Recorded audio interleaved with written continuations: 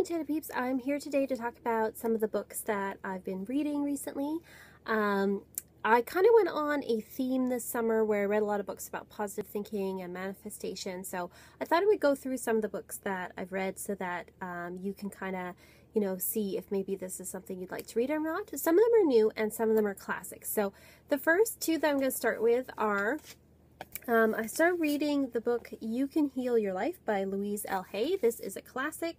I'm not sure the exact year that it first came out. This particular edition first came out in 1999, but I know the original book itself is a lot older. The original book has like a white cover with a heart on it, and it isn't all like colorful like this one is. I do recommend this one. It's the same information, but this one is just, it's beautiful to look at, encourages you to read it. Like, it's just, the whole thing is just colorful and beautiful, and it just makes you want to read the book. And I think it's just got a very sort of healing, sort of juicy type energy to it. So the book is in several parts. The first part is about her philosophy, and this part's pretty short, but it has stuff like some very basic sort of power of positive thinking type stuff, which is that, we choose our parents, we choose our lives before we're born to a certain extent, and that we create the environment that we're in. What we give out is what we get back, and that we have created a lot of foolish rules for ourselves that kind of keep us trapped. And everybody sort of has the belief that we're not good enough, and we all need to work on forgiveness, whether that's forgiving others or, most importantly, forgiving ourselves. So it talks about that. And then the second part is called A Session with Louise, and it talks about, identifying sort of what your problems are as far as like what you're thinking, identify the thoughts that maybe are holding you back. And it talks about things like, where does it come from, sort of looking back into your childhood, where you may have gotten these messages. But it's not about like blaming parents or anything, because they're just people too who are also working on stuff. And then it talks about change and being resistant to it, and how you can kind of open up to changing things. And that's the third part. And then the fourth part is just the different areas. Sorry, I'm looking through the book trying to find the beginning of part 4.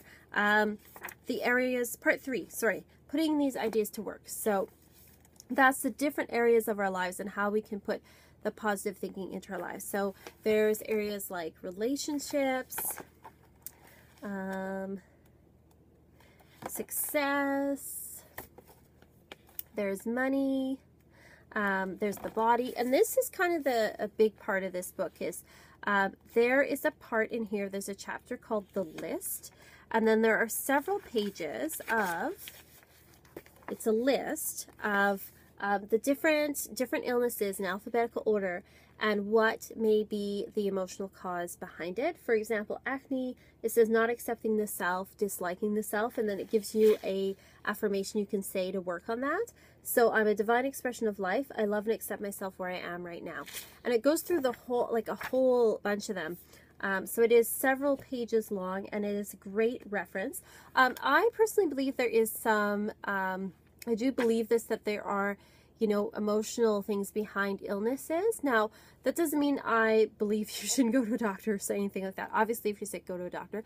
And I wouldn't say it's the entirety of things, but I do think there may be something behind it. And so I think that it doesn't hurt to, while you go get, take care of your illness, take care of the symptoms, to look at maybe some of the causes as well emotionally.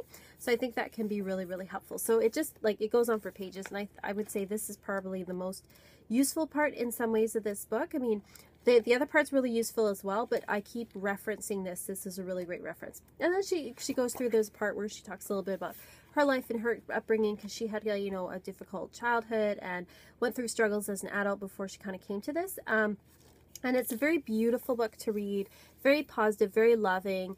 It's definitely, a really, I think it's a classic, in sort of the self-help community. I mean, she started Hay House, which is, a big, giant, new age self-help sort of company, and she's kind of the one that really brought this kind of thinking into popularity.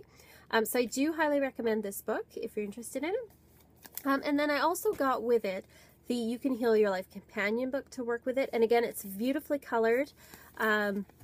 This one came out, I think, in 2002, and it follows the chapters in the original book, but it gives you It gives you exercises to do, things to write about. So I didn't actually, I wrote in like a journal because I thought in case I want to work with this again, but you can write in the book if you want. So it has questions like, do you feel that you deserve? What is the thought that comes up? Later when I earn it, or I have to work for it first? Are you good enough? Will you ever be good enough? So things like that, getting you to think about those things. So you could kind of like read a chapter and then go through and work on all the stuff.